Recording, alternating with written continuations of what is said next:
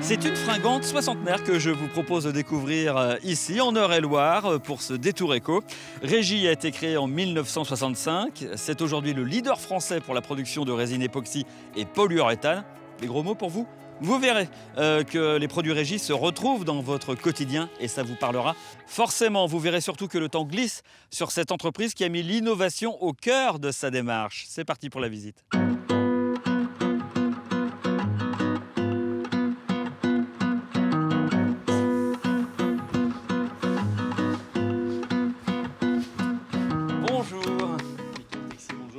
Ravi de venir vous voir ici chez Régie. Je le disais en introduction, vous êtes le leader français de résine époxy et polyuréthane. Vous pouvez nous donner une définition simple de l'activité de Régie? Alors, notre activité, c'est autour de la matière. Époxy, polyuréthane, c'est des élastomères, c'est ce qui s'appelle la matière molle. Il y a eu un prix Nobel de chimie français là-dessus. Donc, nous, notre activité, elle est double. Elle part de cette matière, donc on a un labo de chimie. Et à partir de ça, on fabrique un certain nombre de pièces. Quelques exemples très simples. Le cube de butagaz pour faire des barbecues, des planchas. Un autre exemple dans notre quotidien, cette matière sert à la fin de vie de centrales nucléaires.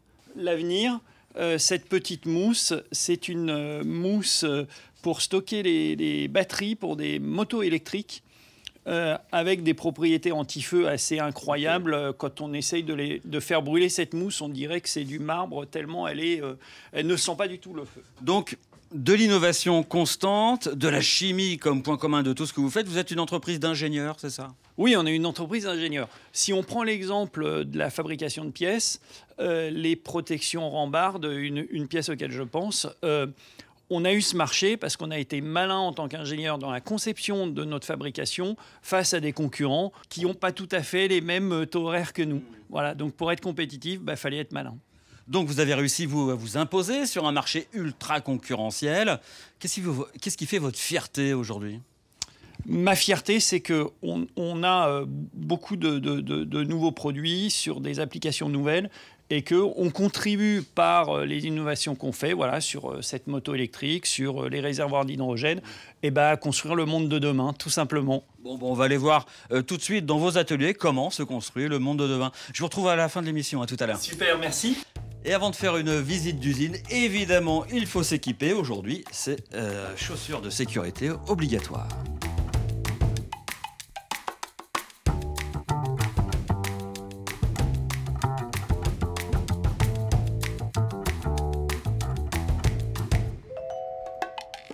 On est là dans un lieu essentiel de Régie. C'est dans ce laboratoire que sont testées et que naissent surtout les innovations. Un laboratoire de recherche et développement intégré. Je crois qu'il y a une petite expérience qui se prépare juste derrière moi. Donc là, je vais vous montrer comment on fait une mousse de polyuréthane en mélangeant deux composants et que je vais couler ensuite dans ce sachet. Vous verrez l'expansion de cette mousse de polyuréthane. C'est typiquement en fait la technologie utilisée ici chez Régie. Exactement. Pour l'instant, ça ressemble à une pâte à crêpes. Et vous allez voir, en moins de 2 minutes, la mousse va venir s'expanser et donc remplir tout l'espace qu'elle peut occuper. C'est ce qu'on appelle une densité moulée. C'est comme ça qu'on vient mouler des pièces.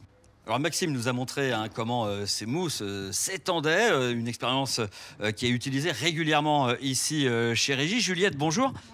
Bonjour. La base des molécules utilisées ici, ce sont les polymères. Mais alors, que sont les polymères? Alors les polymères, ce sont des très grosses molécules, des chaînes de molécules. Qui sont en fait comme des briques et des élastiques qu'on va assembler, qui ont des compositions et des formes différentes. Et donc on va assembler pour avoir les propriétés qu'on veut. Donc ça peut être de la dureté, de la mollesse. L'enjeu pour vous, c'est de faire les bons assemblages entre ces élastiques et ces briques pour trouver les propriétés idéales pour les produits qui s'insèrent dans un process de fabrication avec des enjeux, j'imagine, qui doivent correspondre au cahier des charges des clients en termes de coûts, en termes d'écologie, en termes de plein de choses. Anti-feu, isolant électrique, isolant phonique, thermique, tout ce qu'on veut. On travaille beaucoup à réduire l'impact sur la santé et sur l'environnement des produits qu'on vend, donc à travers notre sélection de matières premières. Aussi, essayer d'intégrer le plus possible des matériaux biosourcés ou recyclés. Donc par exemple, on a une gamme qui se base sur une matière première principale qui est issue de sous-produits de l'industrie agroalimentaire. Très bien, merci beaucoup pour ces explications concrètes. Merci à vous.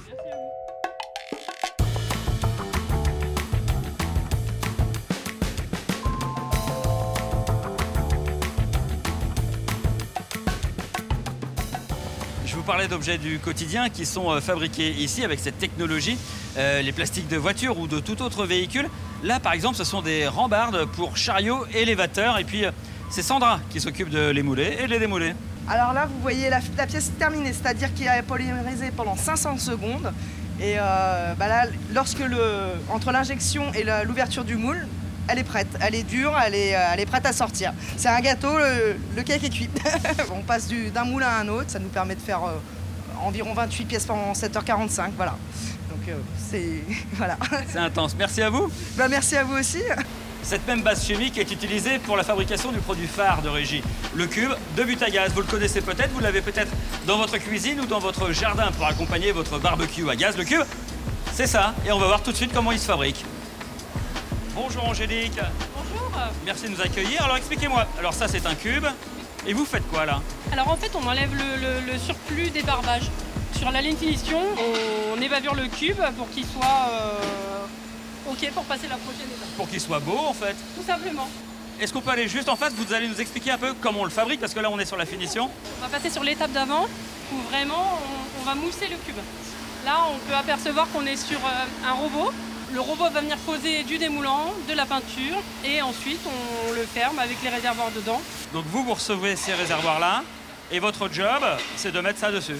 Exactement, c'est ça. Merci beaucoup Angélique et bon courage à vous. Au revoir.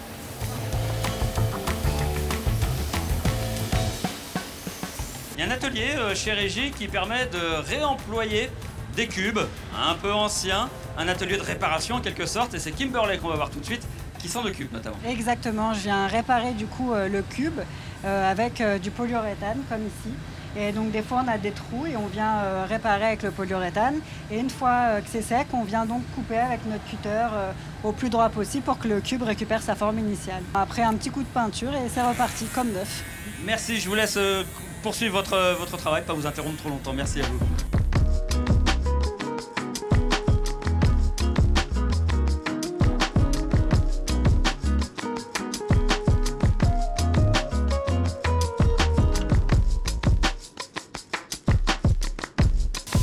Régie fourmille d'idées, s'est positionnée depuis des années sur la technologie hydrogène, pas pour en produire, mais pour en stocker, parce que le stockage, c'est la clé pour un usage au quotidien. Et Sébastien, qu'on va rencontrer, un des spécialistes du stockage d'hydrogène.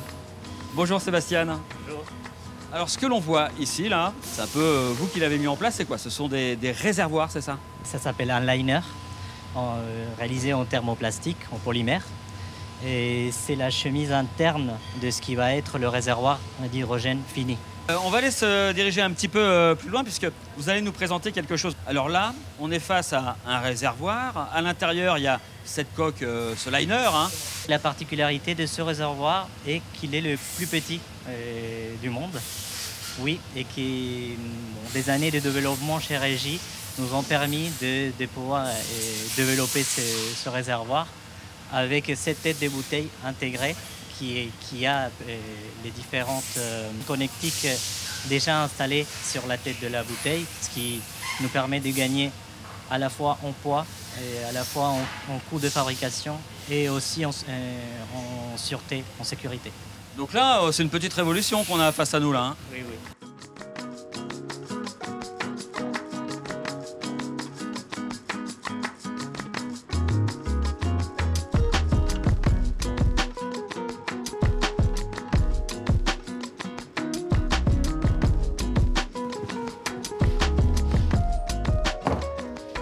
Alors Olivier Perrier, c'est vraiment hyper intéressant, passionnant, très technique aussi. Hein.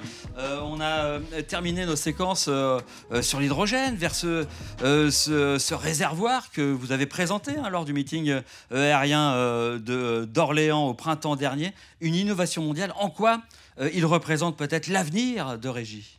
Alors, d'abord, c'est une idée toute simple.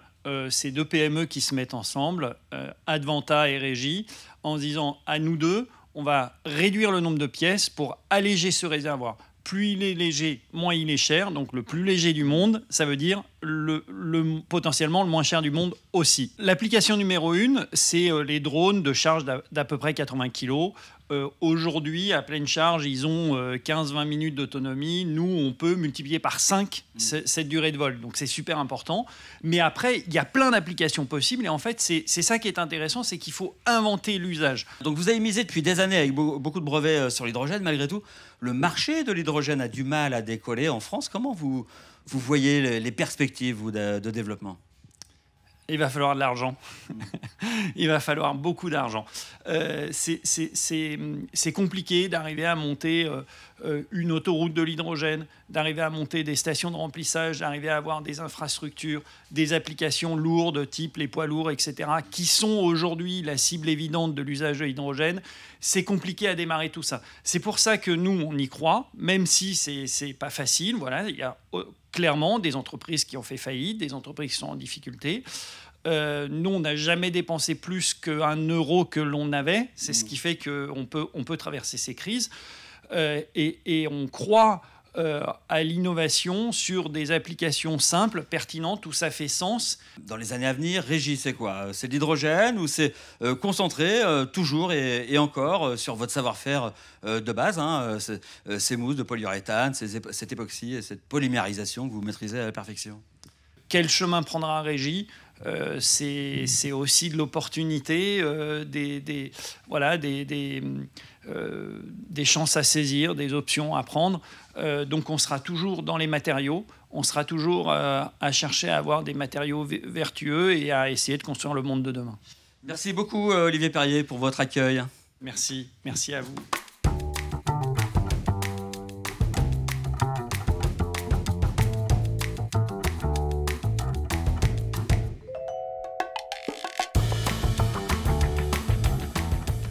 Vous comprenez mieux maintenant pourquoi on est venu ici à Neuville-Saint-Denis découvrir Régie.